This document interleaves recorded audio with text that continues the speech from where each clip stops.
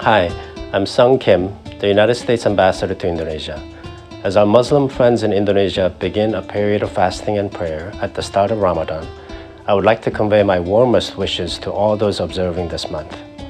The spirit of Ramadan always reminds me of our shared values of generosity and gratitude, and I'm filled with appreciation when I consider the millions of people in the United States and in Indonesia who have joined together across oceans and borders to celebrate the same holiday.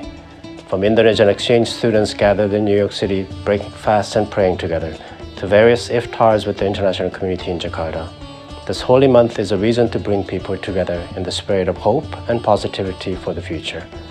From all of us at U.S Embassy Jakarta and our consulates in Surabaya and Medan, have a blessed and happy Ramadan. Selamat berpuasa.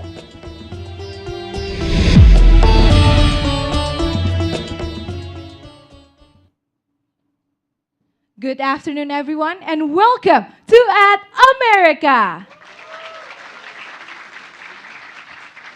At America is the U.S. Embassy's American Center, and our mission is to provide a space for young Indonesians to learn more about the United States. And hello, my name is Patricia Elizabeth as one of the e-guide here.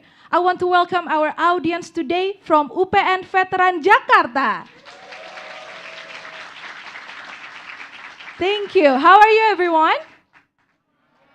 Good. Glad to hear that, because today we'll come back to our third session of our series, Meet the U.S. Embassy with Jason Rebholz. In this session, we're going to hear directly from U.S. Diplomat about U.S.-Indonesia relations grown over the past decade. So, without any further ado, I will invite the speaker and moderator to be seated on the stage. First, our speaker. He is a counselor for public affairs, U.S. Embassy Jakarta, and also he is the one who opened At America 12 years ago. Please give a big round of applause to Jason Rebholz.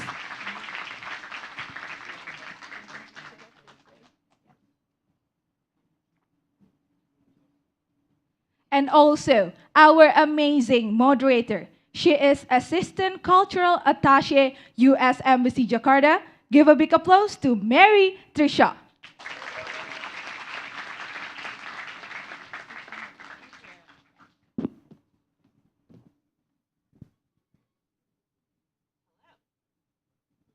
Hi. Hello. Hi, everybody. How are you? Are you ready? See up? All right. So we're so excited to have you here, Jason. Terima kasih, saya senang sekali juga. Oh, bagus sekali, ya. So to start off with, why don't you just tell us a little bit about your role here at the U.S. Embassy, or the Counselor for Public Affairs, and then just a little bit about what the U.S. Embassy is doing here in Indonesia. Yeah, thanks, Mary. Well, first, I wanted to say welcome to At America, and thank you all for joining us today. And to all those who are fasting, a very happy Ramadan season and all of our blessings from the U.S. Embassy. I am so excited to be back here in Indonesia. I had the chance to work here and live here from 2008 to 2012, actually doing a similar job to what Mary is doing now. And I think the highlight of my time in Indonesia, and certainly my entire career, was the opportunity to work on the project to help design, create, build, and then launch At America. It was a wonderful time.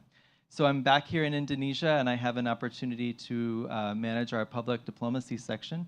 We engage with media as well as with students and NGO activists, and we get to meet as many people from across Indonesia and create opportunities for our two countries to come together through exchange programs and dialogue.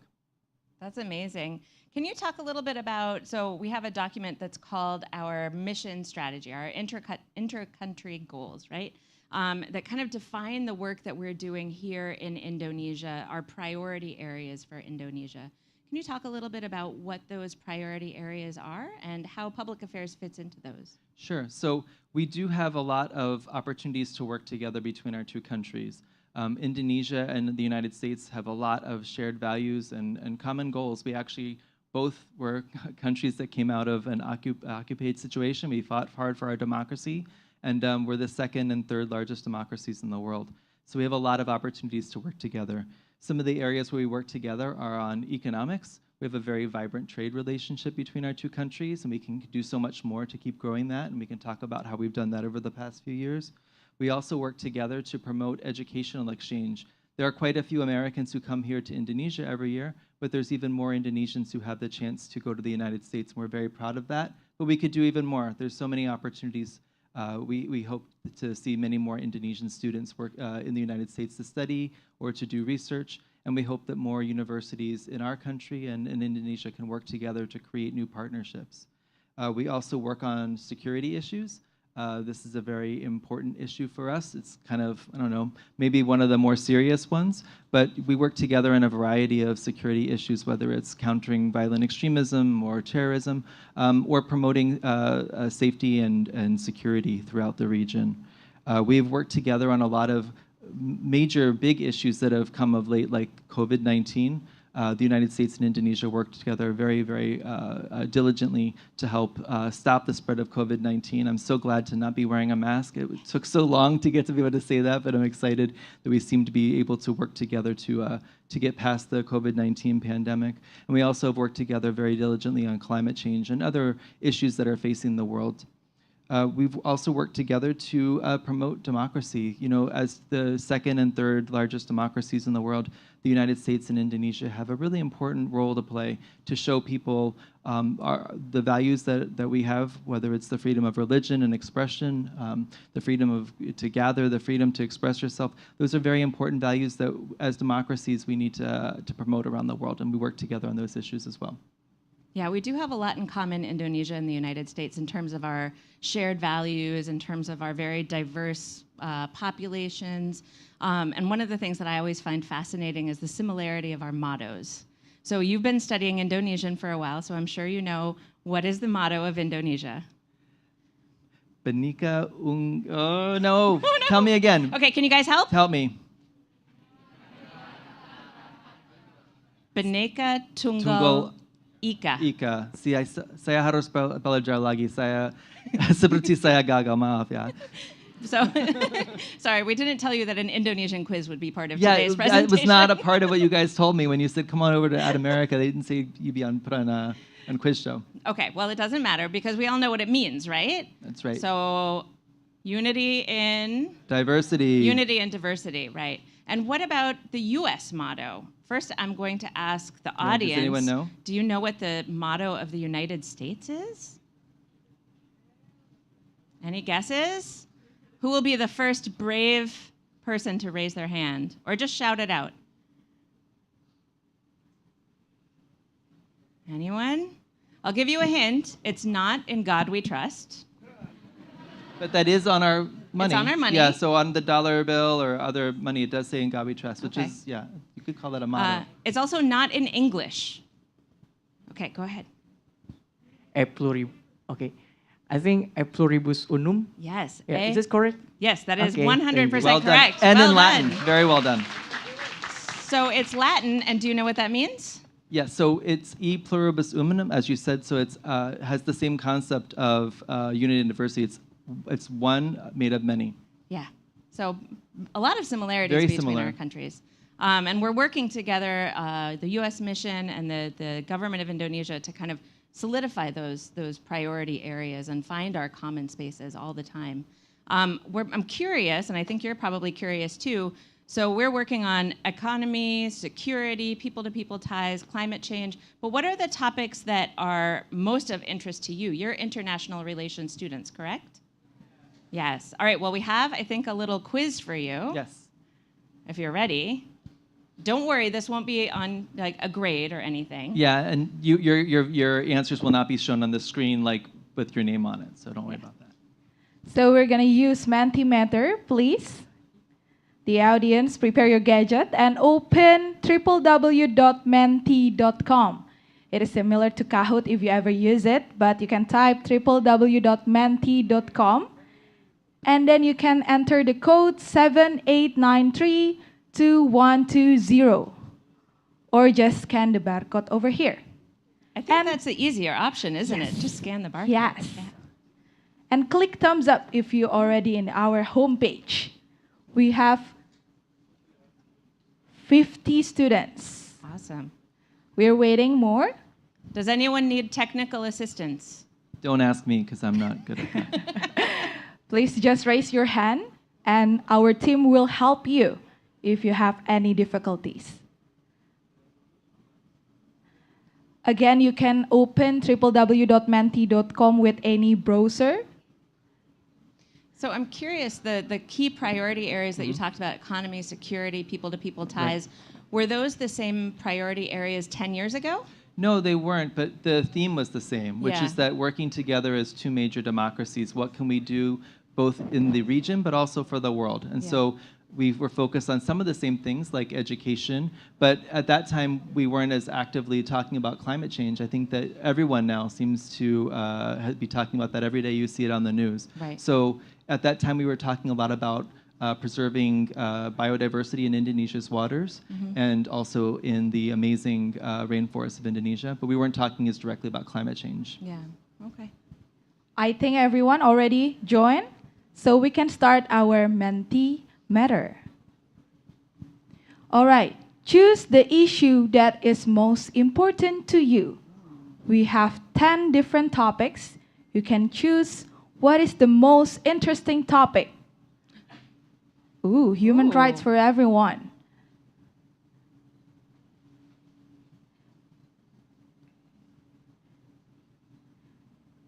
Maybe you can choose Interesting. because of your major, Climate change, prosperity. climate change. Interesting. I find it interesting that nobody's really worried about excellent relations between Indonesia and the United States. I'm a little worried about Well, it that, doesn't actually. say that because it says Indonesia and other countries, and we already know that U.S. Indonesia relations are excellent. It is, that's Yeah. true. All right. Wow, human rights is still going really strong here. Maintaining peace and security.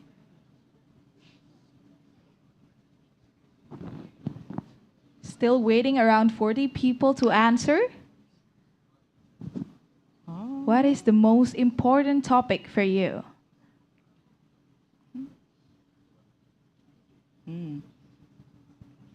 Protection for the media, that's really interesting. That's gone down. Huh. I suppose most of you don't actually read a newspaper every day anymore, right? But when you read news online, you need good quality journalism. You need to That's make true. sure that you're not reading information that was written by somebody with a political agenda. That's true. I just came from Russia, and I can tell you there are many organizations and countries around the world that don't want you to know what's really going on.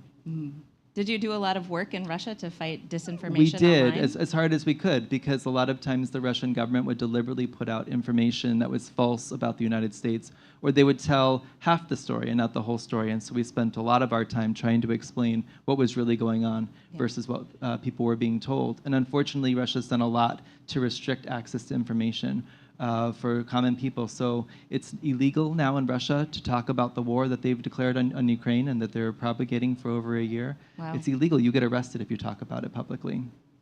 That's a really scary turn of events. It's extremely scary. Yes. Ms. Mary, I think everyone already chose the most important topic. Interesting. So human rights for everyone is the most important topic to our international relations students from UPN today. Is that right? Betul? Wow. Wow. So can you talk a little bit about what we do at the U.S. mission to support human rights for everyone? Programs or just kind of general overview of why we think it's important to help promote human rights for everyone. Yeah, that's a really good question, and I'm glad to see that so many people are interested in this topic because it's sometimes a hard topic to talk about, quite frankly. Some of these issues can get very sensitive. But in a country like Indonesia with freedom of expression and freedom of religion, we're lucky that we both live in countries where we're allowed to express ourselves and share our views. In the United States, it's a little bit different because we don't choose a religion and put that on our identification card. But we also have the freedom of religion, and we have the freedom to not be religious at all. But it's wonderful to see so many people choosing to express their personal beliefs by showing that outwardly, maybe by wearing a headscarf for women, but also women that choose not to and still are very devout, especially in this holy month where we have a lot of people who are fasting. You don't necessarily know just by looking at somebody if they're believe in Islam or if they believe in one of the other major religions in Indonesia. Is in terms of what we can do together, as I was saying earlier, our two countries are two big democracies, and so we have to help other countries achieve that. Whether it's working to help peace and prosperity in countries like Burma, where people don't have the same values and don't have the same, where the government doesn't have the same values and the people don't have the same freedoms, and their people are striving for democracy. That's things we can do together. We also have a lot of opportunities to share knowledge between our two countries. So we send a lot of Indonesian experts to the United States on exchange programs. We bring a lot of American experts to Indonesia so we can learn from one another. Because I don't think any country really knows all the answers to all the questions. It's by working together that we can find good solutions to these really complicated issues. Yeah. And the issues are very complicated and very much informed by culture and religion. And it's important, I think, to take all of that context into account when talking about human rights and talking about just the variety of human rights. One of the issues that I've been really proud to work on here is disability rights. We have had many programs to celebrate the Americans with Disabilities Act and promoting equal rights for people with disabilities here in Indonesia. And that's been something that I've found many young people have focused on, is how to make sure there's equity and inclusion for people with disabilities. So, can I actually add something about that? So that's a big change that I've seen in Indonesia over the past 10 years. When I left, it was really rare to see somebody using a wheelchair, for example, in a mall, even though they have the facilities like elevators that would be conducive for somebody in a wheelchair to come and enjoy Pacific Place or even to come into Ad America. I didn't see very many people that were using wheelchairs back then, but it's so different now. Every day that you're walking around a shopping mall or walking down the street, I see people that are using wheelchairs and other kinds of aids. And it's nice to see because I think it shows that people feel more comfortable, that there's less stigma maybe isn't as strong there. People aren't embarrassed and ashamed, and they shouldn't be because a physical disability doesn't make anybody less of a person. yeah, that's very true, very, very true indeed. And I think human rights also leads to kind of questions about autonomy, right? Like the ability to live your life as an individual and be independent economically and politically in your livelihood, right? So that's one of the things that we've been doing is trying to help disabled community become more independent economically. Absolutely, and other minorities as well, women and other minorities as well, people who have not necessarily been in the driver's seat economically for a long time. Yeah. We should all have equal access to opportunity, and that's one of the messages we've been delivering from the embassy, and I know that's something that's very important for Indonesians as well. That's very true. So leading into the economy, because that is one of the really large areas that we work on here at the U.S. Embassy, I'm wondering if you can talk a little bit about some of the economic programs that we're working on with Indonesia and kind of what our focus is in terms of economic development with Indonesia. So the United States and Indonesia have a really large economic trade relationship, but it's something that's continuing to grow. And one of the areas that we've seen grow for the past year is in working together on infrastructure projects, especially infrastructure projects that are related to doing things in a more environmentally sustainable way.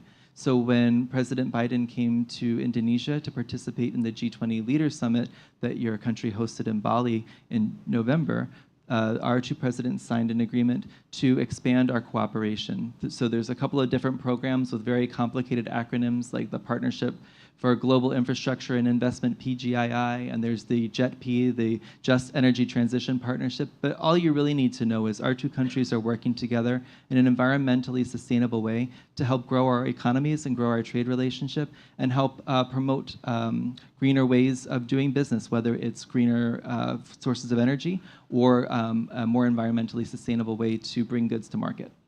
And one of the other big important parts of economic development is jobs, right? Jobs for all of you when you graduate from university? Yes. Are you a little concerned about that?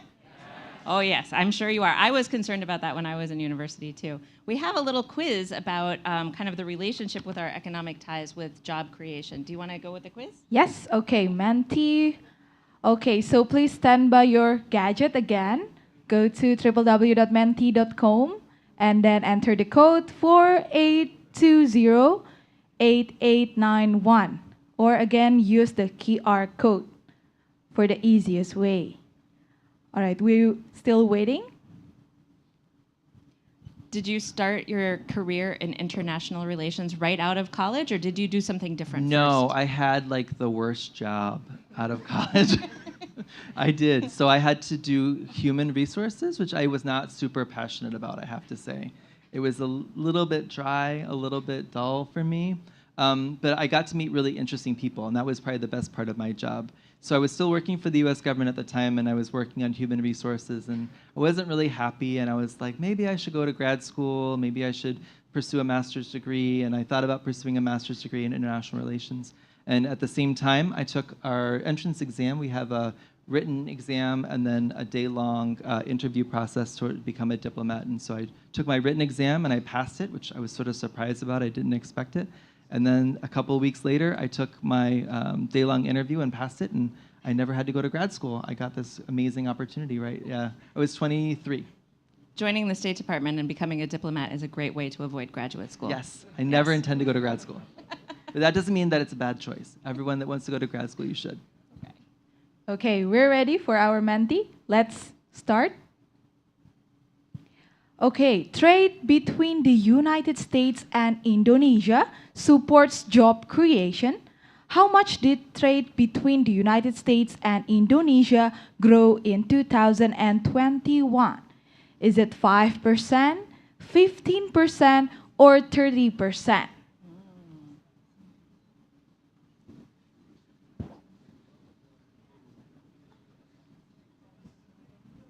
It's looking like a lot of consensus there in the middle, huh? Yep. Yeah?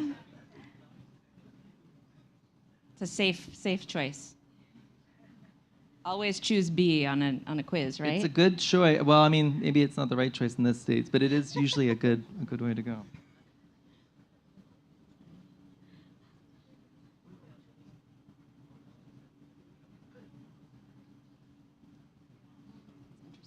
Okay, is it everyone answered?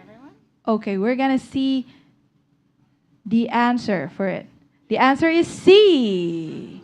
The Well United done. States has risen to be the fourth largest foreign investors in Indonesia. And our two-way goods trade increased in 2021 by over 30% to 36 billion US dollar. That represents 8.6% of Indonesia's total trade. Even with all that growth, the good news is there's room for more. Yes, definitely room for more. I think particularly in terms of energy infrastructure and other kinds of economic trade, there's room for growth. But one thing that I think is interesting, and maybe you'll find this interesting too, is that the United States exports a lot of soybeans to Indonesia. And does anyone have a favorite food, or do you have a favorite food that is made from soybeans? I love tempeh. Who else loves tempeh? Do you love tempeh? Tempeh with sambal? Oh, Even better. so good, so good. So I think we can keep growing that trade relationship and keep getting more and more and more tempeh for you guys to eat. Does that sound good? Yeah. I agree. There's a lot of opportunities. And the great thing about increased trade is that it means more jobs for people in Indonesia and more jobs for people in America. So nobody loses when we work together on this issue. Yeah, it's a really important issue to work together on. And it's a key part of the Indo-Pacific Economic Framework and the Indo-Pacific Strategy, which is one of the documents that President Biden has put together for kind of working within Indonesia. Another key element of that, which you mentioned previously, is security. And I don't know if you guys know this, you should as international relations majors, but the United States and Indonesia have very strong security partnerships as well. And every year there's an exercise called Garuda Shield. Garuda Shield. This year had a different name.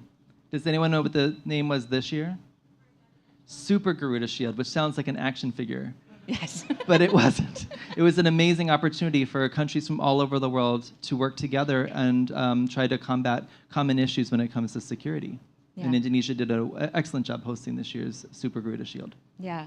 So can you just talk a little bit more about like our strategic security partnership with Indonesia and why it's important and what are the different things that we're doing? Yeah, so the United States and Indonesia have been working together in the security field for over 70 years. It's a really important way that we work together. And the United States doesn't have any troops based in Indonesia, but we often have opportunities to work together and to collaborate. So maybe we'll have a visiting group of American soldiers coming to do training here, and a lot of times we have a lot of opportunities for Indonesia military to travel to the United States and do trainings. And we are really focused on protecting this region as the center of growth. I know that's a huge priority for the Indonesian government, so much so that as they chair ASEAN this year, it's one of the mottos, right? We're trying to keep Southeast Asia as a center for economic growth, and you can only do that if you have a strong sense of security. So that's how we work together. The United States works closely with Indonesia and with other partners in the region to keep the shipping lanes free and open so that we can continue to grow both of our economies. That's a really good point.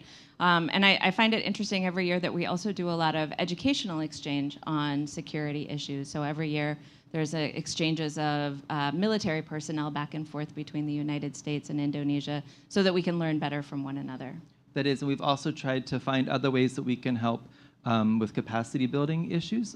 For example, English language teaching. We have opportunities to do English language teaching in some of the police schools and the military schools as well to make sure that we're doing our part to help your country grow as strong as possible so that you can protect those great democratic values we talked about. Yeah. And kind of one thing that I think is very interesting as an aspect of that security relationship that sometimes is a little counterintuitive is that our militaries are working together on disaster relief efforts, right, or disaster preparedness efforts. And that's particularly important now because of climate change, right? That's absolutely right, Mary. So unfortunately, I remember very vividly the horrible tsunami, the Boxing Day tsunami that ruined so many lives in Aceh and other parts of Indonesia. And since then, and a little bit before, but since then and to today, we've worked really closely on disaster relief preparedness, making sure that we're ready for whatever natural disasters that might transpire. But also we can work together on search and rescue and other kinds of operations. And thank goodness we don't have a major issue going on right now, but we look at the earthquake that struck Turkey and Syria and the help that they need. So we can work together as partners in other third places as well. Yeah, and a lot of that is just kind of helping coastal communities develop stronger infrastructure and develop the capacity to deal with climate change in a more effective way. So that's one way in which we're working together to combat climate change.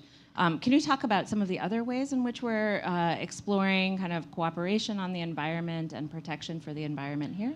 Yeah, so one of the things that I've loved most about being in Indonesia is the amazing, amazing natural beauty that you have in your country. It's something I'm very jealous of, but it's something that Indonesia is very rich of. You've got beautiful beaches, you've got beautiful forests, and you can, if you just go into the water and look down, you've got beautiful things under the water too. Indonesia is one of the most biodiverse countries in the world, and it really is something that you should be proud of and treasure that your country is so blessed with. And so from the United States perspective, our goal is to help you protect those waters and protect those forests. There have been, because of climate change and because of other man-made issues, there have been a lot of forest fires going on in forests across Indonesia, and that not just ruins the trees and the natural beauty and the habitat for animals that live there, but also when you burn trees, all the carbon that had been locked in those trees goes into the atmosphere and causes a problem for a long time to come. So we're working together to help find the causes behind deforestation, working together to protect the beauty that's both above and below the water, and finding ways we can continue to cooperate on environmental issues. I know that our U.S. Agency for International Development does a lot of work in this area, and it's a huge priority of our current president, President Biden, and one of the bases for a lot of our economic agreements that we signed in Bali. Yeah, I think that it's important to kind of prepare for the effects of climate change, but equally important is to try and stop climate change from actually happening first, right? Try and slow that process down. And one of the agreements that was signed in Bali, I think we have a little quiz on it. Okay. If we can move to the climate change quiz, we're a little out of order, but I hope that's okay. Okay. Yes, do you want to go ahead? Yes. We go to www.menti.com again about climate change. So enter the code 71844560, or again, you can use the QR code. You can click thumbs up in our homepage. I guess while we're waiting for everyone to join, is there any place in Indonesia that you visited the last time you lived here that you want to go back and see again? So I can't think of one place that I loved more than anything else, but if I had to pick one, I would say Komodo Island. I had such an amazing time visiting Komodo Island about 11 years ago, and so I'm interested to see what's different and what's the same. And now I have a diving certification, so I'm looking forward to diving around that area as well. Oh, that would be really fun. Yeah, everyone that's done it said that it's amazing, so I can't wait to try. Okay. Do you guys think that's a good choice? Should he go back to Komodo? Yes. Any other suggestions of where he should go? Raja Ampat? Yeah, that's definitely on my list of places to go. Jogja? Puncak. Okay. Do you want to go to Puncak It's sometime? a nice quick drive. Except for traffic, then maybe it could take all day. Yeah. All right. Do we have most of our Yes, people? the students are ready. We can start. Last year, Indonesia hosted the G20 summit in Bali. President Biden, President Jokowi, and others announced the launch of GETP. The question is, what does GETP stand for? I told you earlier, if you remember. Is it Just Energy Transition Partnership, Justice for Everyone Together in Peace, or Jakarta's Evolving Transportation Partnership? I feel like we should have a enter your own answer, and people could come up with their own Yeah, ideas. we can make for our what own idea should- of what the acronym should be. It looks like we're coming to a strong consensus on one of the answers. It means everyone was paying attention. Do we have mass? 10 more? 10 more. All right. All right, we I- can see. the I think answer. it's pretty safe to say that you all got the answer correct. Yay! Well done. So the Just Energy Transition Partnership, which we also just call JETP. Just like Indonesia, the Department of State likes to have a lot of acronyms for everything, We do. right? And the important thing to remember about the Just Energy Transition Partnership is, because it's kind of a clunky name, is that we need to help the United States and other countries need to help countries that are still developing move away from coal-based and carbon-based energy into greener sources of energy. So I've been reading a lot in the newspaper about President Jokowi's plans for the new capital and how it's going to be focused on clean energy, and I think that's really exciting. But the JETP project can help us move forward now, as opposed to waiting for later. Yeah, and I think Indonesia has a lot of options and opportunities to explore greener energy, both with geothermal energy, with hydro energy.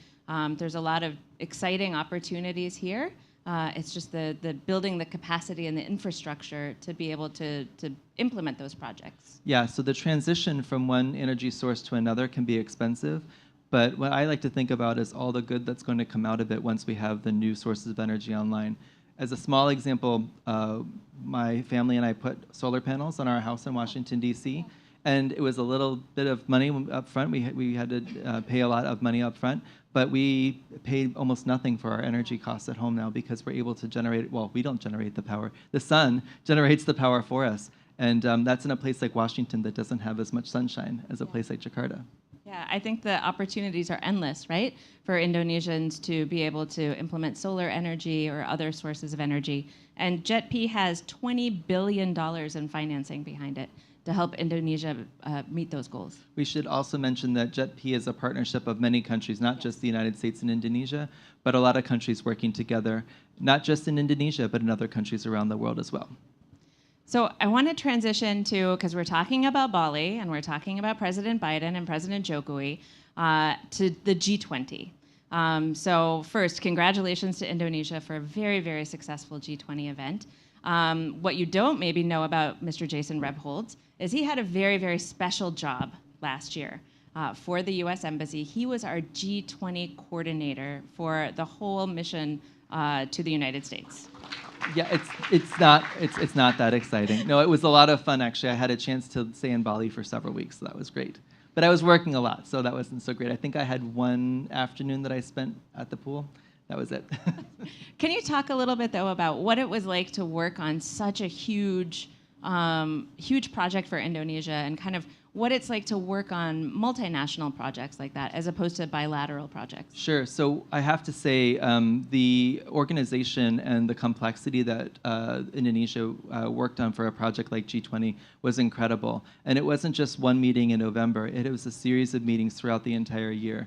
Hundreds and hundreds and hundreds. I think at any day there was like 2 or 3 meetings going on simultaneously. They were from working level or meetings all the way up to ministerial level meetings, and then eventually the presidential level meetings. So that was a huge, complex issue, and it took place all over Indonesia. I was talking to colleagues that were in Labuan Bajo. I was talking to colleagues that were in Belitung and all over Indonesia, participating in these different meetings. And then the culminating meeting, of course, was the meeting of our leaders. And President Jokowi hosted all of the members of the G20, as well as some additional invited countries. I believe there's about 40 different organizations and countries represented in the end for this leaders level meeting. It made Bali very crowded, I have to say. It was a lot of traffic, but that's because we had so many countries recognizing the importance of this meeting. Another thing that I thought was really interesting, and colleagues from the White House who had visited and were helping with President Biden's visit also commented on, was President Jokowi was really committed to showcasing environmental protection and sustainability throughout the meeting. And so one of the events that they had on the schedule was to go to a mangrove and plant some mangrove trees and talk about the importance of Indonesian mangroves and the role that mangroves play both in retaining water and in cleaning the air. And I think from our side, our president was really excited by that opportunity, because it shows that even small projects can make a huge difference. And so we were really glad to have that on the schedule. I know President Biden really appreciated the chance to visit there. Yeah. And if you go to Bali now, you can still go back and see the mangrove trees that all of the presidents and all of the leaders planted. And there's a giant statue outside of it that with all the names of the countries, so you just turn left when you see the giant statue. So that was a pretty exciting visit. We had not only President Biden, but how many other ministers and cabinet level officials did we have? 3, 4, 5, I lost track. There were so many, and so many people wanted to come to Indonesia, and I don't blame them, because it's a pretty special place to be. But I think it also shows just how important and deep the meetings and opportunities were going. So our Secretary of Treasury was here, our Secretary of State was here, our Foreign Minister. We had people from the Department of Commerce. We had people that were working on environmental issues. We really had people from across the U.S. government in Indonesia for the leaders meeting, and of course for the many, many meetings leading up to that. Yeah. And it was really amazing in that it was also kind of the first post-COVID meeting, right? The previous G20s and G7s had been virtual. So this is a chance not only for people to come together, but to come together after the pandemic and meet face to face for the first time. That's a really good point. And I think the way that Indonesia handled the COVID preparations were really impressive. Throughout the year that Indonesia was hosting the G20, we kept learning new things about the pandemic and sort of entering new phases. Things were getting better, and then there was Omicron, and then things were getting better. And so Indonesia had to keep changing and adjusting its posture. But there was a really well-run system in place for getting tested for coronavirus, to make sure that you were getting a fresh test before you went into an important meeting. There were protocols in place, and the Ministry of Health, I know, played a huge role in that, as well as the Ministry of Foreign Affairs here. Yeah, I remember for one of the first meetings, many people were getting tested every single day. Oh, yes, sometimes more than once a day. Yes, there was a lot of nasal swabs going on. It was just to make everyone safe. I'm glad that those days are a little bit behind us, because those were not fun days. So we have a little quiz on U.S. Indonesia cooperation on COVID-19. If you want to great. move to that, are you ready for another quiz? Okay, this one's hard. Again, go to menti.com and the code is 23419327, or again, use the QR code for the easiest way. The question will be about COVID-19. When you first arrived in Indonesia this time, were the protocols still in place in terms of places being closed? There were still a lot of protocols in place, but the government had just lifted the testing requirements. So I didn't have to take a test to get I'm sorry. I had to take a test to get on the airplane, but I didn't have to quarantine in a hotel, which had been the rule until like 2 weeks before that. But sure, there were a lot of protocols in place. In order to go to a mall, you had to scan your Peduli Lindungi app, and you had to make sure that you had your up-to-date vaccination information. But throughout my time here since last July, I've been able to see so many different openings, and now we're able to gather in person. And when we feel comfortable to take our masks off, it's very exciting. That's great. All right, do we have a quorum almost? We have 96 people. Okay, we're good to go? Yep. Yes. Okay. So the question is, there is a passage, the government of Indonesia led a strong response to COVID-19 over the past several years. Indonesia's biopharma launch, Indovac, Indonesia's first domestically produced COVID-19 vaccine. And the question is, which U.S. medical school collaborated with biopharma in the development of Indovac? Ini sulit sekali ya. Is it Johns Hopkins University, Harvard University, Baylor College of Medicine, or University of Minnesota? I have a relative that went to this university. You do? But didn't study medicine there. Okay. Yeah. I'm surprised no one is guessing Harvard. Harvard is like the most Harvard's famous well U.S. known, university. very well known, but just because it's well known doesn't mean it's the best, Mary. That's true. I guess Johns Hopkins has a pretty strong reputation Very for strong, medicine. very strong medical Yes. program, very strong law program, Yep. international relations. Oh, it's gonna be a tie. It's getting tight. It's getting neck close. and neck. Does somebody want to switch over to Baylor so it's even? No. Okay. Almost there.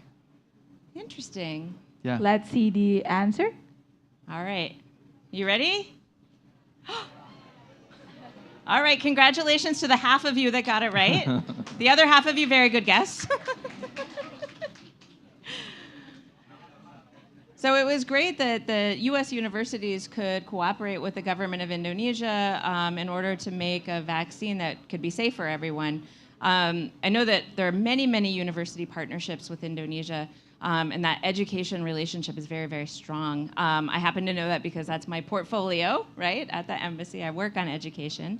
But can you talk a little bit about kind of how these cooperations take place and Sure. why they're so important? Sure. Well, we are proud that over 8,000 Indonesians are studying in the United States now, and we hope to see that number grow even more because we think the United States is a great place to study, but we also think that our colleges and universities are even more richer when we have international students. And so I know when I was in college and we had a number of international students, I felt like they really helped our class grow, and it exposed us to different ways of thinking and expanded our diversity and our opportunities to learn from each other. So I really enjoyed both being an international student and also hosting international students when I was in university.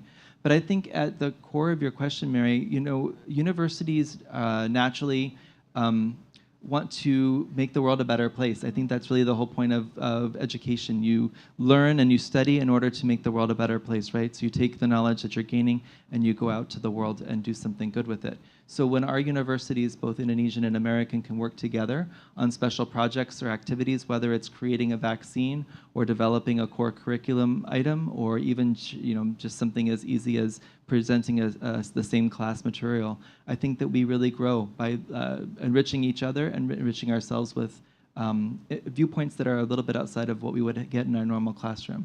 Do you have a lot of international students at your university? No? One or two? A few? No? How many of you would like to go study in the United States? A couple people, right? I know we told you earlier that graduate school, it can be avoided if you become a diplomat, but But it's it's still a also really a good great choice. choice. It's a great choice. And if you want to learn more about studying in the United States, we have study abroad counselors through a program called Education USA. There are some that sit here in America, and there's some all over the country. And we would be happy to have our counselors talk with you about different, what universities might be a good choice for you, different opportunities for scholarships, and so on. Studying abroad is actually the reason that I think that I wanted to become a diplomat. After studying abroad, I learned so much about myself, but also really just saw so much more of the world than I ever thought was possible. Where did you study abroad? I actually studied in England, which is Okay. very similar to the United States, I recognize, but it is actually very different too. We both speak English, but we don't speak the same language. Yeah. So I had to learn a whole new language when I studied in a country that spoke the same language. I was also a study abroad student, and I think that that also influenced my decision to become a diplomat. And where did you study? So I studied in China. Very different. from Very England. different language. Very, very different language. I was in Beijing and Nanjing, and it was a very different environment. But the thing that I found so amazing is that I not only learned about China through that experience, but I gained a better understanding about the United States and about my own culture as an American, and about my own biases and my own vision of the world, right? Because when you're outside of kind of your comfort zone, then you start to realize how you see the world and how you approach the world, and see how it's different from other places. So it was an amazing experience, and the food was really good. I don't think I've ever heard anyone who has studied abroad say they didn't have anything but the most amazing opportunity and amazing experience. So I encourage everyone to consider it, whether it's the United States or another country, but we hope it's the United States. Yeah, I agree. I hope it's the United States too, and we do have Education USA advisors right outside, Carolyn and May, who can talk to you also via WhatsApp and Zoom anytime you want. So I think it's finally time to open up the floor to some questions. If you are brave enough to answer or to ask, well, we could ask questions too.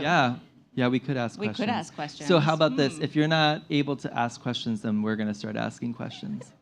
So do we have any volunteers from the audience? Okay, you don't want to get asked a question, so go ahead. We'll bring a microphone over to you. So if you could just say your name and what year in school you are, what you're studying, and then your question. Okay, so my name is Yesiriana. Thank you for the time, and I'm actually not from UPN. I'm from Ooh, I'm where are you from? Christian University of Indonesia, UKI. Wow. So yeah, I think I'm the only one here from UKI. Well, welcome. You're invited no matter what university you Thank study you. at. So my question is, you mentioned Russia and also about information and media. So my question is, this month, CSIS in the United States and also CSIS Indonesia are unveiling initiatives to combat misinformation and also disinformation.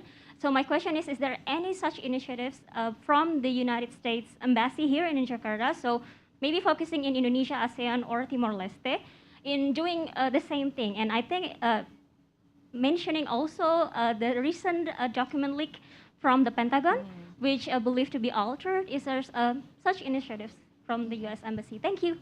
That's a really good question. And yeah, she should get applause. Yeah. You've got some colleagues in there. That was a very, very thoughtful question. Yes.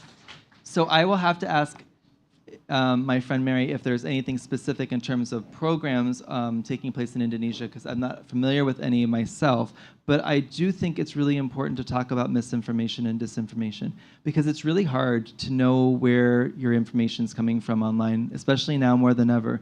We're getting our news through social media platforms, and it's hard to necessarily know where you're being directed to when you click on the links.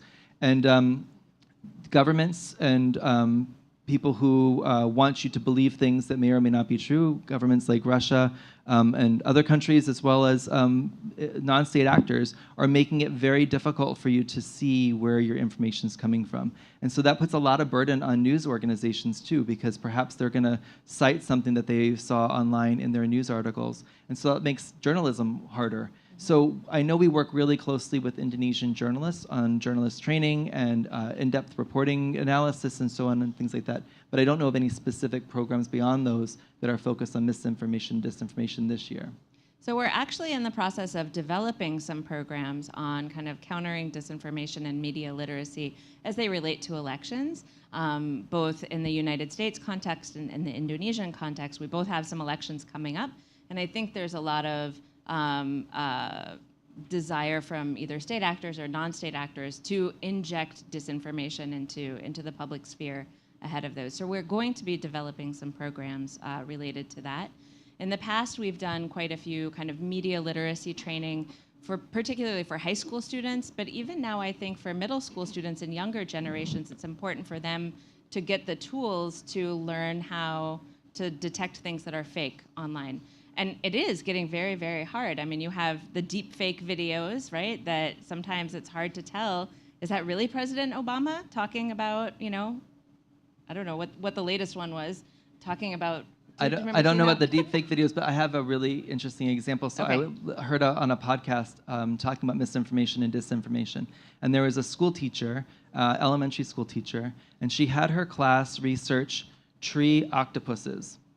Tree octopuses. And so these kids were doing all this research. They were going to these different websites that she was telling them to go to, and they were reading all these different things about octopuses that live in trees. Now, you may say there are no such octopuses that live in trees, but these kids found all this information online and wrote up a paper about tree octopuses based on all of these different websites they were researching. And of course, the whole point of the exercise, and she went across the whole week, and on Friday she said, well, you know, all these websites that you looked at were full of fake information. You can't trust anything that you read. But how would these kids know? They don't know how to necessarily judge the sources of their information, and that's why media literacy is so critical. And we have to be teaching our kids from a very young age to be literate online.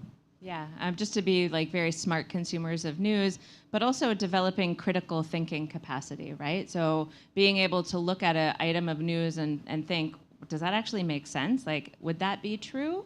So kind of those critical thinking skills in school, and media literacy in school is very important. Yeah. I think it was a great question. Another question, maybe from this side of the audience?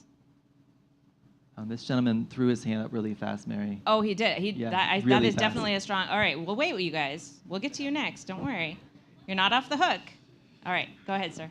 Okay, good afternoon to you. My name is Hamas Christian. I came with my friends from UPN Veteran Jakarta. So I would like to ask a question about the whole information thing. What about the topic of the leak of top secret material from Pentagon? As I believe this would really hurt diplomatic effort between two states, but how about the U.S. Embassy response to it? Because I can see that Washington will deny the leaks, but how would the embassy in other country response to it? Following question is, how does journalist safety can be assured for this kind of news publication? Thank you very much. Okay. Yeah, that's a really good question. Two really good questions, Yeah. actually. So I think anytime that there's information that's quote unquote leaked, whether it's true or not, it can be really difficult it makes our jobs very difficult. And so the only way that we can overcome these issues is to reestablish trust and partnership. So I think the most important thing is you create good relationships with your colleagues. So for example, in Indonesia, we talk to colleagues from the foreign ministry to colleagues from the education ministry and so on. And we keep each other informed, and we make good relationships so that if there is ever a problem that comes up, whether it's a leaked document or another kind of misunderstanding, we have a lot of trust, and we can go to each other and talk about what's really going on and share the real facts about what's going on. When it comes to what was the second part of the question? I had something I wanted to mention. The mission response, and then how does it affect diplomacy? Is that correct? Right, but then the second question, he had a good second question too. The second question is, how does the U.S. Embassy in other countries respond to such thing? And the last one is, how does the journalist safety can be Right, assured? journalist safety. Thank you. That's super important. Actually, I was focused on journalist safety myself this week because of the news of an American journalist that was taken prisoner in Russia. And I didn't know him personally when I was in Russia, but I thought a lot about all of the foreign journalists that are still in Russia that are bravely trying to report what's going on inside Putin's Russia, because we have no other way of finding out what's going on. And so it's really scary to think that people are putting their lives on the line to tell the truth. But honestly, I wish I could say it otherwise, but that's the history of our world, right? We have people who have had to put their lives on the line to bring us democracy in Indonesia, bring us democracy in the United States, and who people still put their lives on the line to protect our country and to share the truth. To me, there's no braver person than a journalist in Russia right now.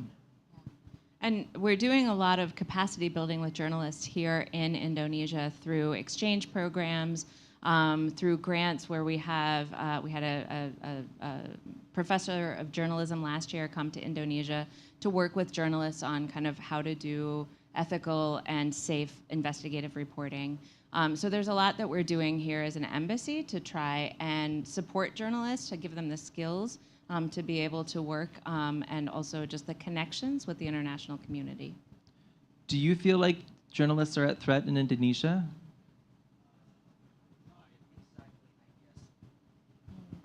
My point is, I think some of the journalists are pretty safe in Indonesia, but this kind of topic will really bring such a sensitive issue into the light. So sometimes that safety in other countries itself cannot be guaranteed. So I was asking to you that how does the, I don't know, not just U.S. Embassy, I think just in general, how does the journalist safety can be assured in such sensitive topic reporting, I think.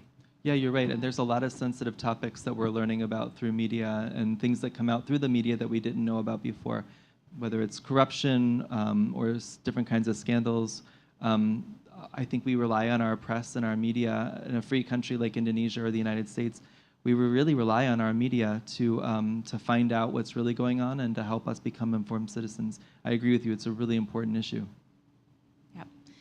So we have some people watching online. Oh, great. That would like to ask questions as well. So kind of on a similar subject, how does the U.S. Embassy in Indonesia support human rights activists and organizations working to promote human rights here in Indonesia? That's another really good question. So I would say there's several different ways. One way that we promote human rights activists is by bringing them together with American human rights activists. We have a lot of opportunities for professional development for NGO activists and for people who work in government ministries on these kinds of issues to go to the United States and share their views with their American counterparts. We also try to bring as many American experts as possible to Indonesia to share views.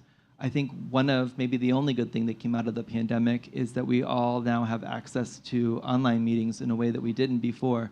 So it's much easier to make those kinds of connections and have those conversations. I know that we would have them here in America, and I'm sure that that continues today. We would bring experts on a variety of topics to share their thoughts and to engage in this discussion session like we're having now with their counterparts, their colleagues, whether they're from the media, from civil society, or from government. We also are really, I think, the United States tries to be as clear as possible about our viewpoint when it comes to human rights. And sometimes those issues get kind of sensitive, especially when we talk about the equality for lesbian, gays, bisexuals, and transgender people, or other issues where there's a lot of religious or cultural sensitivity, that comes up. So I think those are hard conversations. But in a democracy like Indonesia and a democracy like the United States, it's our responsibility as citizens to have those conversations in respectful ways. One of the kind of guiding principles, I think, of the mission here in Indonesia is really incorporating DEIA into everything that we're doing, and that includes inclusivity for those people that are marginalized, right? And so making sure that communities such as LGBTQ or minority communities, indigenous communities have the same access to our programs, to have the same access to study abroad opportunities, and that we're still supporting them in the work that they do. Yeah, it seems like unfortunately minorities don't have the same access to information a lot of times. So making sure that they have a level playing field and that they have an opportunity to grow and develop as individuals is really important. I agree. All right, I'm ready for you guys. You guys ready? Who's got a question over here? All right, thank you. So brave. Okay, thank you very much for the time. My name is Altaf. So my question is, since both Indonesia and also the US has the same motto, which is unity in diversity, but in my opinion, there is still much cases that leads to the discrimination of minorities, right? So how did the US and also Indonesia government work together to tackle discrimination among the differences that we have in both countries? And also, has been a very good progress in tackling the issue? Thank you very much. Thank you for the great question. Can we have Yeah, a it's a round really of good applause? So I think for me, and I'm sure Mary agrees, like no country has got it right yet, right? We still have a lot of people who are marginalized and who are suffering, whether they're suffering because of their gender identity or their race or their religion, or they're suffering because they are from impoverished areas that don't get the same resources from their government. Whatever the case might be, people are suffering, and no country's solved the problem. But I think what we can do is work together and share best practices. I think that there's a lot of opportunities for communities, whether they're community organizations or local governments from the United States and Indonesia, to work together on these kinds of issues. I know that we promote a lot of those opportunities through the U.S. Embassy. But I think for me, the way that we solve these problems is by people like you, people that care and who dedicate their life to making the world a better place and making the world safer and protecting people from whatever background that they're from. So my answer is you're going to solve the problem for us. And your friend next to you and their friend next to you and people in the United States, because we're all going to come together and do it together. There's no other way to do it. Yeah, I think that's a really good point, right? It requires discussion. It requires openness and transparency to be able to bring the issues to light and come together as a community to be able to solve them, because it's not just up to one person, right, or one government. Yeah. Okay. Do we have another question? Kalau mau We have one over bertanya bahasa here. Indonesia juga bisa ya? Yeah, silakan. In the back, yes.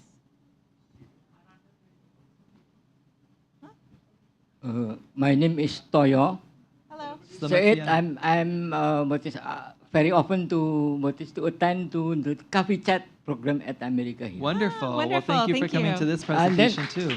I would like to ask you, as we know that TikTok, I'm sorry, sir. You can stand up, please. yes, TikTok is loved by all people, especially in the young.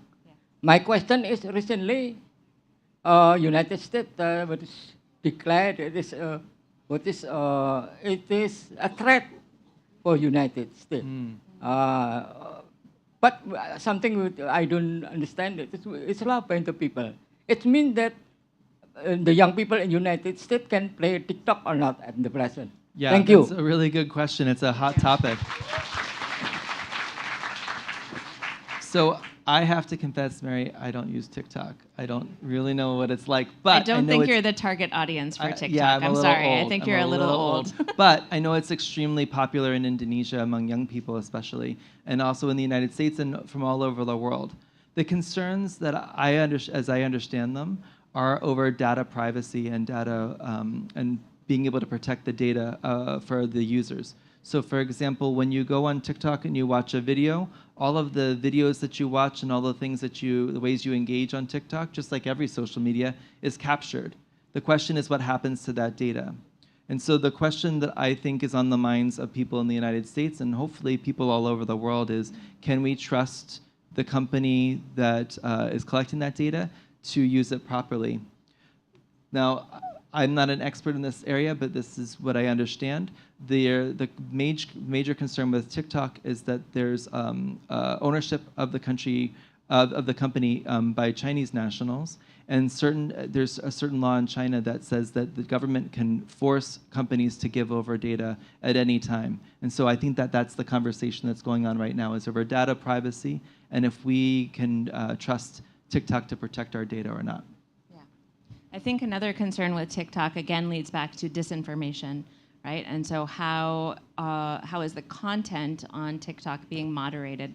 And I think that's a challenge for every big media company, Facebook, Snapchat, Instagram. You probably don't use Facebook, do you? You're too young. I use Facebook. I know, you and me, we're old. But all of these big platforms have the same issue of trying to moderate content, right? And what is the balance between free speech and stopping disinformation? Yes. And then again, just how do you know what's true? How do you stop false things from being spread online? Right. And most of the time, they're harmless, like what, tree octopus? Right, that was not harmful. No, but there can be a lot of harmful disinformation online as well. That's right. Yeah. But it's a really important topic, and I think it's something that we need to come together and talk about because there's no right answer. There's no easy answer to that question. And I think it's an important question for Indonesia too. Do you guys know what is Indonesia's status in terms of TikTok users worldwide by population? Do you know the statistics? Do you know the statistic? I don't know the percentage, but if I'm not mistaken, Indonesian youth are the highest users of TikTok or the second highest? The second highest. The second highest, right? So over 100 million people in Indonesia are on TikTok. It's the second highest behind China. But that doesn't surprise me because when I was here 10 years ago, Indonesians use Twitter more than anyone else in the world. You know, I think that you are active social media users and it's a part of your life. So maybe you should be in the driver's seat in helping the world talk about these kinds of issues like data privacy. Yeah. All right. Do we have another question from the audience? Otherwise, we can go online. We have a couple more here. Yep. Okay. You go ahead. You guys are so quiet over here. Come on, be brave. You can do it. Okay, go ahead. First of all, thank you for the opportunity. My name is Lintang, and I got 2 questions, if that's okay. Please. So my first question is regarding the human rights for everyone. So I believe that an accessible education is a human rights for everyone. So I would love to know if the U.S. Embassy have any programs that is focused on the education, but more targeted on the marginalized communities, such as the unprivileged people. And for the second question is regarding the climate crisis. So this is kind of subjective, but I would love to know about your opinion about the Willow project that is assigned by the President Joe Biden not long ago. Which project? I'm sorry? Willow. Willow project. The I'm not Willow. sure I'm familiar. Willow. Do you know that the program? Willow Okay. project, that's in the Arctic. Okay, yeah. That's all. Thank you. Okay. All right, great. Excellent questions. Thank Very you. good questions. So number one, On equal access education. to education. Yeah, so we agree with you that every person deserves an equal access to education and educational opportunities. And I know 10 years ago, I'm sure that we are now, we had special programs set aside and to make sure that we were reaching as broad of the Indonesian public as possible, and especially for those that couldn't afford even the application process, making sure that we make it easier for them to access different programs. And we have a lot of really exciting programs. The one program that I'm thinking of off the top of my head is a program for high school students, where high school students can study in the United States for a year at the high school level, and that program receives so many applicants on an annual basis that statistically it's harder to become a student of this program than it is to get into Harvard University in the United States.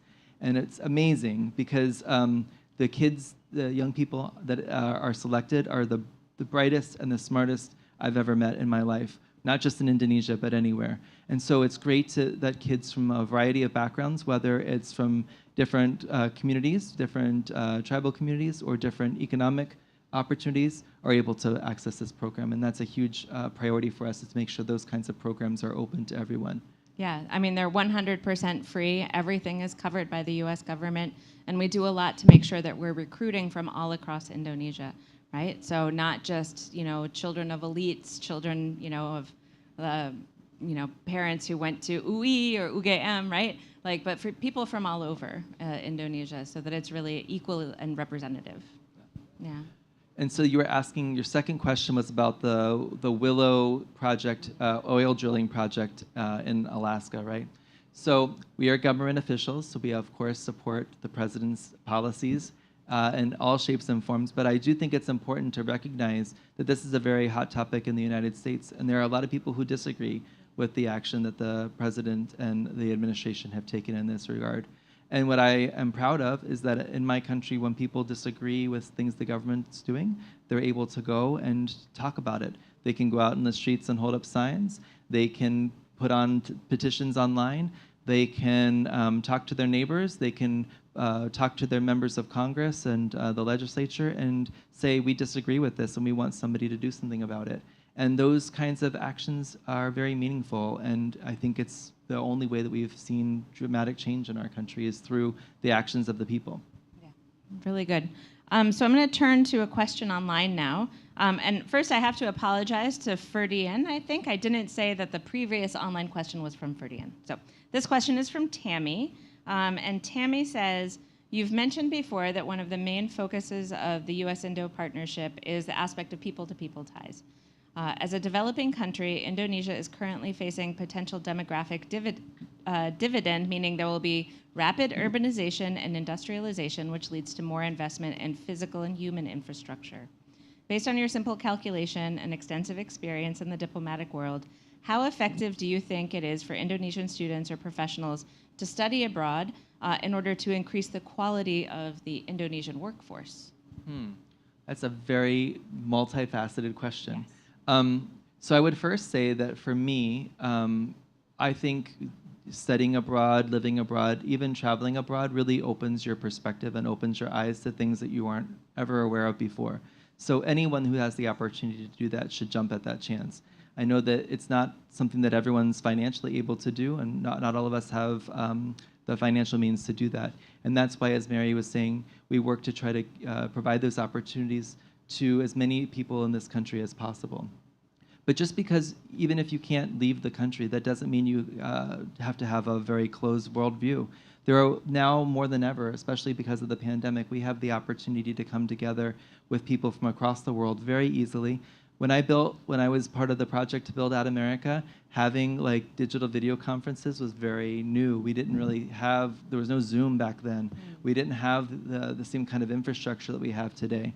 But it's really commonplace now to jump on a video chat with a friend through FaceTime or Zoom or Google Chat or whatever platform you're using, and have a conversation. And so whether it's universities creating those relationships with universities in other countries, we hope Indonesians and Americans, but any country working together with another country, all those kinds of things can really open up your perspective and broaden your worldview and make you think about things in a different way or think about topics that you haven't before. And then I also think that after you've had opportunities, whether it's opportunities to travel or study or live abroad, and then you come back home, that it's your responsibility to share what you've learned and what you've seen with other people.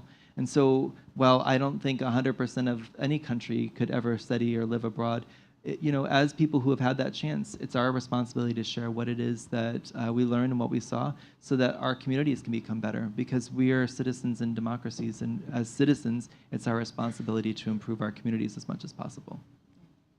Okay, great answer. Thank you very much. Another question from the audience, perhaps. I'm looking at you guys again. Oh, I see one hand, yeah? You're getting braver, second by second. So thank you for the opportunity. Yes. My name is Mulkarif Rahman. I'm from UPN Veteran Jakarta. And so you mentioned earlier about President Jokowi concern about green energy at G20 summit, okay? Yeah. In IKN. Mm-hmm. So my question is, besides the green energy aspects, what other aspects that being the USA and Indonesia concerned about the development of IKN country? Gitu.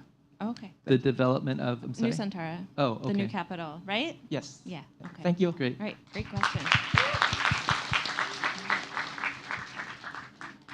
Well, so this is something that's very different than when I was in Indonesia last time, is the passing of the law to move the capital city, the administrative capital, to East Kalimantan. It's a very exciting development, and I know that President Jokowi was very passionate about this project, and I've had the chance to read newspapers and learn more about it. But I think the more important issue is, what do you think about moving to the new capital city? How do you feel that will help or hurt your country? Do you think it's a good idea? Are you not sure? What's your thoughts? Microphone? Yeah. For me, it is a very good idea, helping our country to develop our new capital city. And so what aspects of the new capital city are you most excited about? Maybe I've read news about smart city that USA are interested to invest. So that's the aspects that excites me most about the smart city. Okay. That's it. Yeah. Great. Well, I know that we're working together with the government of Indonesia on a number of programs in the energy sphere, in environmental protection, and in investing in infrastructure and development. I know some of those specific details haven't been worked out yet, but I know that there's discussions of how that can happen both in Jakarta, in Java, across the country, and then eventually in IKN as well. Mary, do you know any more specifics? So I know that we're kind of looking at collaborating with the government of Indonesia on the new capital on a number of different fronts, including education, the Smart Cities initiative, right? Making a greener infrastructure, better urban planning, right? So people spend less time in macet and more time working or being with their families. And all of these things kind of come together to make a new capital city. But what I'm really excited about is what lessons will Indonesia take from the development of IKN that can then be translated to Jakarta and to Surabaya and to the other cities in Indonesia? Because I assume that once the new capital moves, maybe Bappenas will move and Kominfo will move and Kemlu will move, but your parents will probably stay here, yes? Yes. Yes, and a lot of businesses will probably stay here. Yes. So what lessons can the government of Indonesia learn from developing this new city that then they can apply to making the rest of Indonesia smart city capable, green infrastructure capable, things like that? Because I think moving the capital is one good solution, but there's still the rest of Indonesia to contend with. So. And it's an issue that we're facing in the United States as well. Absolutely. Many of our cities have ailing infrastructure. Many of our cities are also being challenged by climate change issues, right? Flooding. And so how we deal with that, we might be looking to Indonesia as a model. So. Thank you. Thank you. You're welcome. I think we have time for maybe one or two more questions. Yeah, go ahead.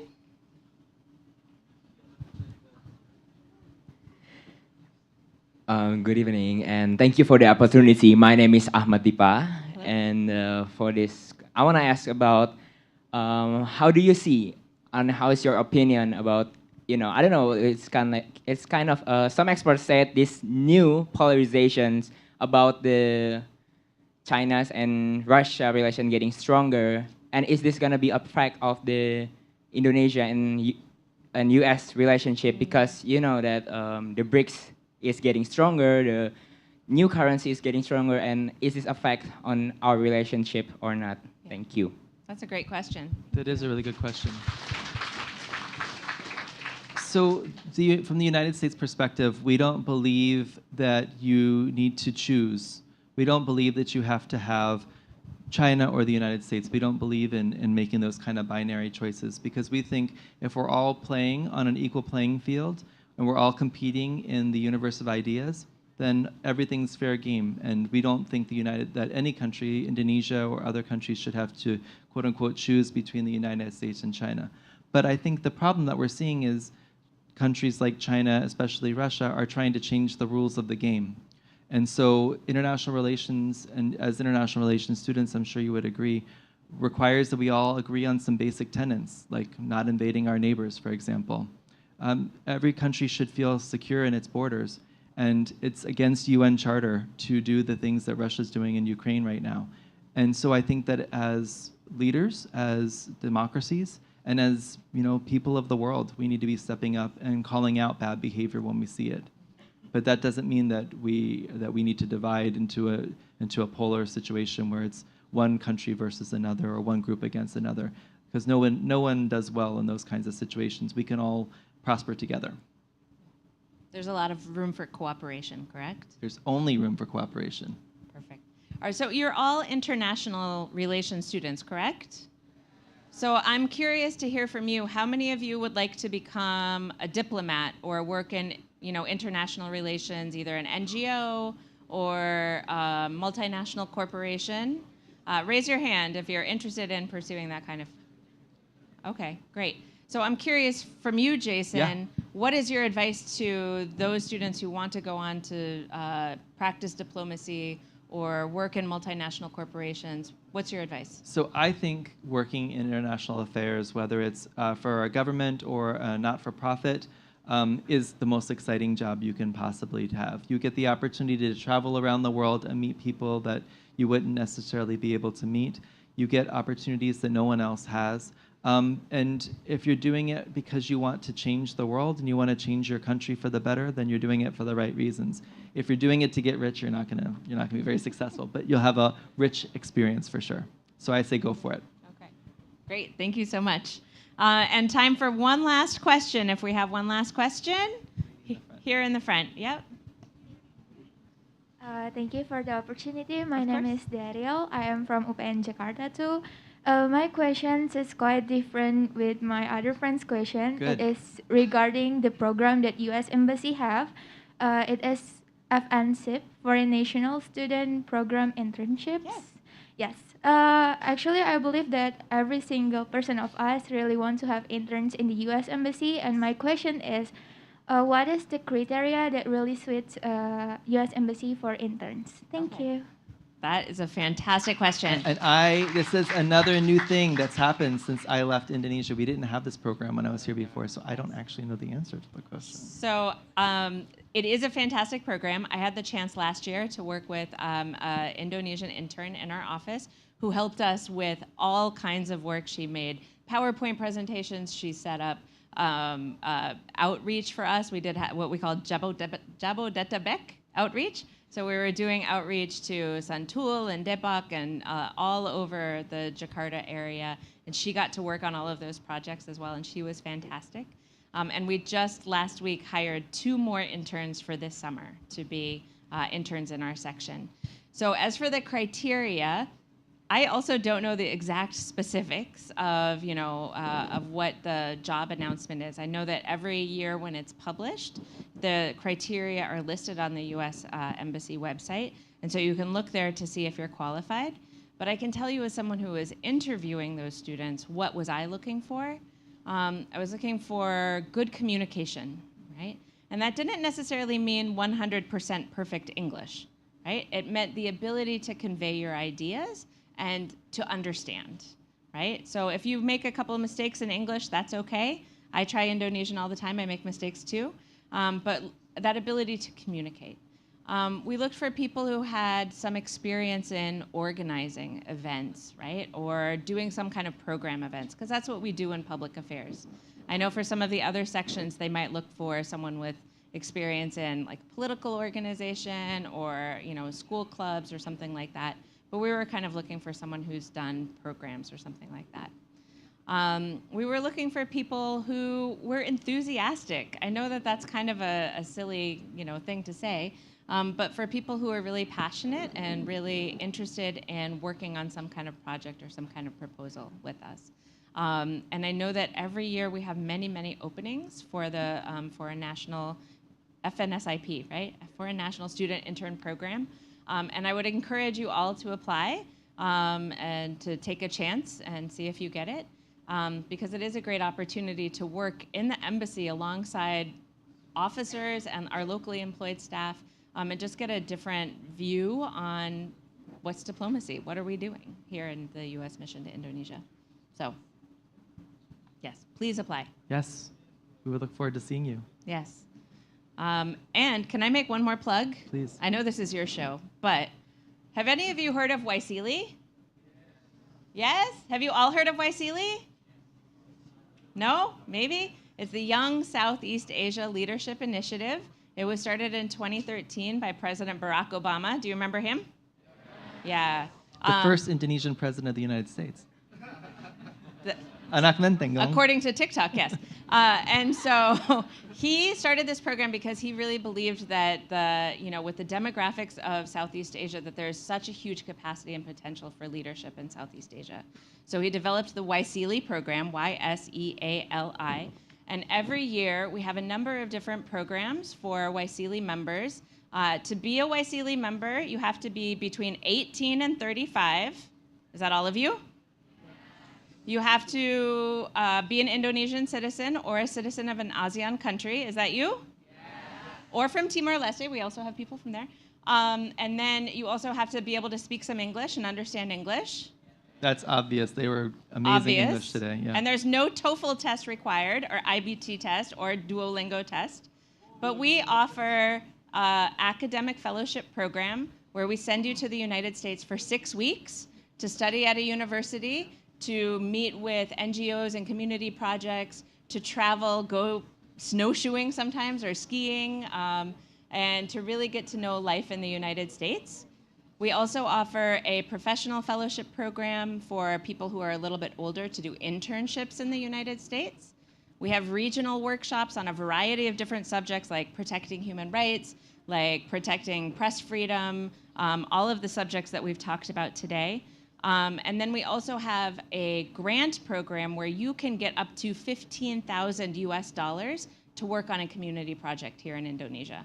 15,000, not rupiah, US dollars, right? So it's a lot of money. But the reason I really want to tell you about this is right now, at this very moment, the academic fellowship is open, and it's open until April 17. So if you're interested in going to the United States, you have how many days? 5 days, cukup, totally cukup, 5 days to apply for the academic fellowship program. And you can find more information either through the Ad America site or the U.S. Embassy website. Just remember YSEALI, Y-S-E-A-L-I. If you want to go to the United States for free, all you need is a passport, maybe some Indomie, maybe some ole ole, right? That's all you need. But I encourage you all to apply as international relations students. You would be perfect candidates. So thank you for letting me take over for a minute. Thank you. And thank you all for asking such really interesting questions and sharing your thoughts and views. Yes. It's amazing. Every time we get a chance to meet with university students from Indonesia, I think we all agree that Indonesia has a bright future ahead of it. And you guys are going to be amazing leaders for your country. So thank you for joining us today. Thank you so much. Please come back to Ad America. Please don't make this the first and last time you come. You're always welcome here. We're open all the time. We have lots of exciting and interesting programs. And even if there's not something going on the stage, you can always browse the different activities we have as well. Come and hang out with your friends. Bring a friend. We would love to have you back. Thank you so much, Mary Trishok, for moderating this session, and Jason Rebholz as speaker of our third session. Once again, can we give a big round of applause to our moderator and speaker? All right, the last, we want you to collaborate with us by visit our website, www.atamerica.or.id. You can click collaborate with us and submit your greatest idea. Also, to keep updated for our next event, you can follow our social media. We have on Facebook, Instagram, Twitter, YouTube, AT America. Stay tuned with us for the fourth session of our series, Meet the U.S. Embassy. My name is Patricia Elizabeth. See you on the other Ad America events. Bye! Baik, untuk teman-teman, mohon tetap duduk di tempat. Kita akan foto bersama.